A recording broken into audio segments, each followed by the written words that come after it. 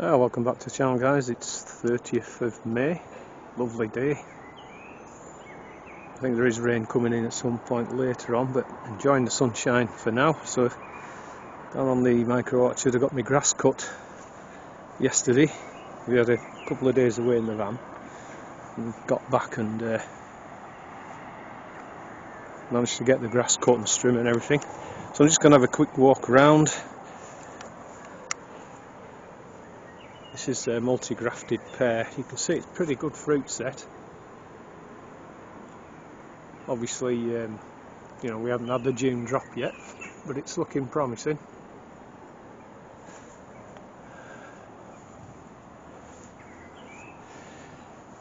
So, the elephant garlic, I cut the last of the scapes off yesterday.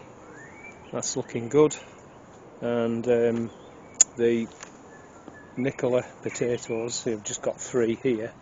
3 spare head over there, flowering now. So I'm going to feed those. I'm going to put some grow more, and then the Sarpamira, this last row here, there you can just see the flower buds forming. So in another week or two I'll give them a feed as well. Probably earth them up a little bit more, and that'll be those. I want to show you, before I go do that, just look at these pinks. A bed of pinks here. So they're starting to bud up now. So that should be plenty of cut flowers from those. Looking good. So I'm going to net this loganberry today. And the fig, I only planted these last year. Look at that. I mean, I don't know whether they'll all, those actually don't look as though they'll make it, but this, there's some nice ones on this side. So I'm going to have to net those, otherwise the blackbirds will absolutely have a field day. But they're doing really well. So I need to net all that. And the other thing I wanted to actually mention, it used to be this trellis had loganberries right the way along. I think there was 4. So I've just got that one in the end now. I took the other 3, cut them back, and then instead of using weed killer, I just kept rubbing off the any new shoots that came up. Now as you can see, that now, I think it's taken maybe 2 years possibly, but look at it, it's gone now. This one, pretty much the same. So yeah, that strategy worked well without using weed killer. On this one, you can just see there's a tiny little bit of life left in it just there, look. So all I do, I just keep pulling any new shoots off, and then basically it can't photosynthesize, and it'll just die off.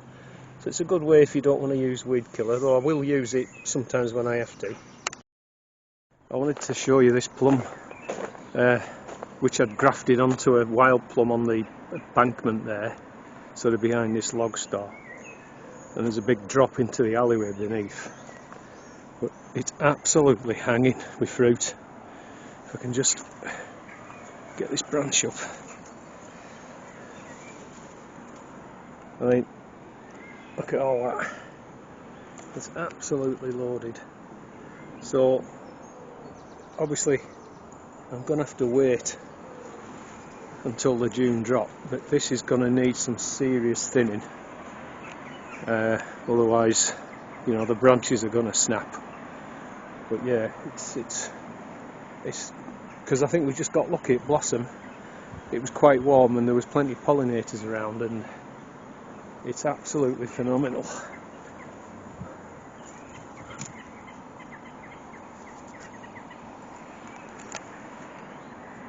Hoping the camera's picking that up all right for you. But yeah, every branch. And as the fruits swell, it'll pull the branches down, you see. So yeah, there's going to be a lot of work to do thinning those out. And this is the Damson. It had a good amount of blossom on.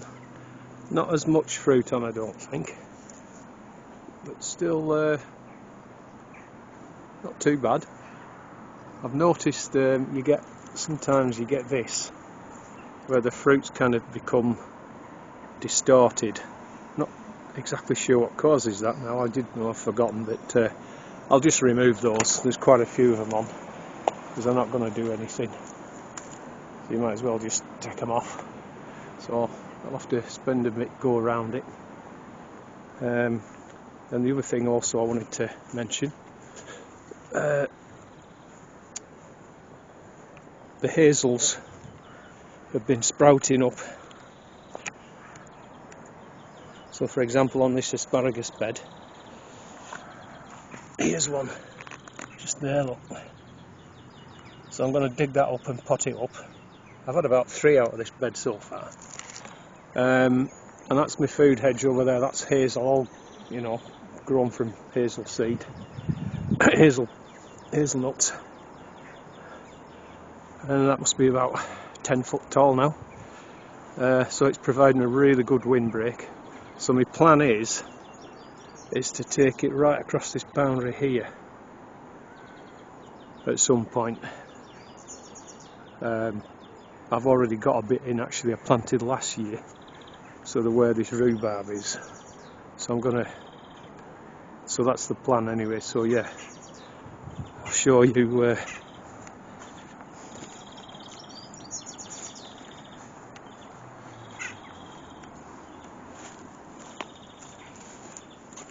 I've got some potted up here.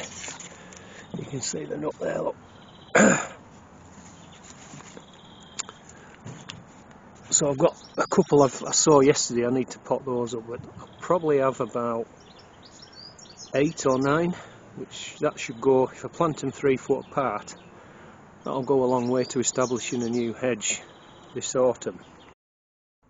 So we're looking at a tree that I grafted quite a few years ago with Ashmead's kernel, and it's done really well. You can see I put 4 scions in here. Just literally, you know, decapitated it, put 4 scions in. Have all grown really well, and it's fruiting well. It's a good apple, Ashmead's kernel. But I did a graft just here, look, there you can, with a variety called Crispin from a tree up at home, and that graft's doing well.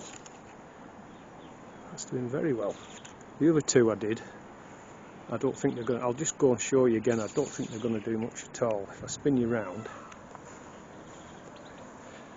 the graft union can't have been very good, because they're, you know, they're hardly doing anything. There's a little bit of leaf there, but you know, but that one on the tray is doing great, so I'm happy with that. I like to see those ladybirds. There's been quite a few this year. And actually this is the variety Laxton's Fortune. Last year it was hanging with them. This year there's hardly any. There's a few there, but sometimes, you know, they just do that. You get a big crop one year, and then it's more with cider apples. But other years, you know, it's almost if they have a rest. Even though I thin the apples every year without fail, they always get thinned. Try not to tax the tree too much. Again, this one doesn't look as though it's set anything really. So my comfrey,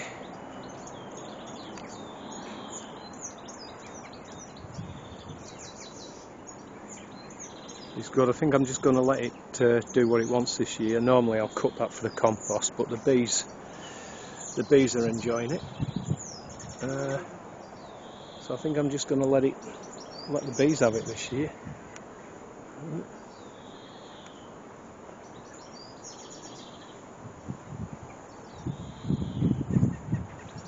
So this is my old rhubarb patch.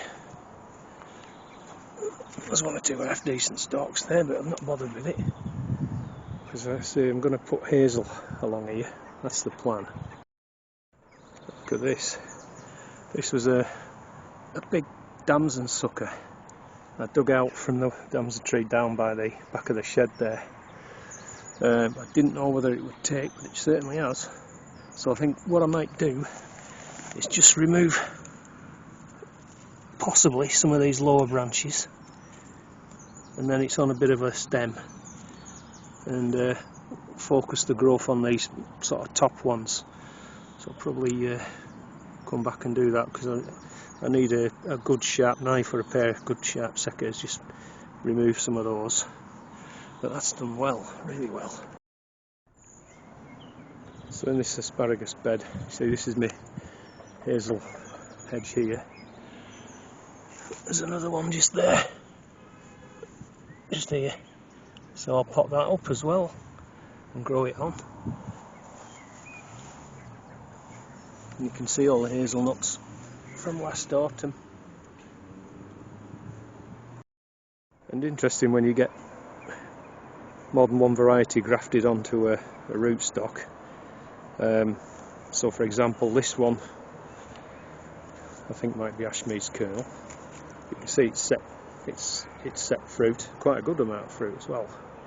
But on this one here, it's just coming into blossom now. Some fruit set there. So yeah, it's quite interesting when you get different varietals. And I don't know if you can see that flashing. That's my new cat scarer. It just came yesterday, so I plonked it in, and see the lights flashing, so it's picked me up. We'll see how it works, because it was just getting beyond the joke, the amount of cat poo in here. Alright guys, so I'm just going to finish this video off up at home now in our backyard veg plot. I've just been down the orchard again actually, plant 2 courgettes, but I've got one, saved one for up at home here. And look at the kiwi fruit buds coming into blossom soon. So we'll get some this year. So I've transplanted my rogue tomatoes. I've got 3. So, see if we can get any fruit off them. There's an odd asparagus I've put out there as well. I'm going to harvest this spinach this afternoon or tomorrow. And finally, oh yeah, I couldn't believe it. I've got another mouse. If you don't like to see dead mice, look away now. Now whether it's the same from the same nest or it's just come from another garden, I don't know. But that little trap, I think that's 9 or 10 we've caught now. Quite amazing. Yeah, I'm gonna, my squash, they're going down the orchard. I've got 5 out of 6, so not bad. But they're going to need, I mean, it's just a little root core. I might need to pot them on, but I think they're going to need another couple of weeks at least. So I'll just keep hardening them off, and we'll see how they do. And then just the last look in the greenhouse here. Yeah, pretty good. We're all tied in now. I'm just side shooting, and I've just got, I might leave that. That's a bell pepper, so I'll plant that out, and that's a chilli pepper a mate give us. So I might just put that into a slightly bigger pot. And that's it for this one, folks. Thanks as always for watching. Please do feel free to drop comments down below. I'll see you in the next one. Take care. Bye for now.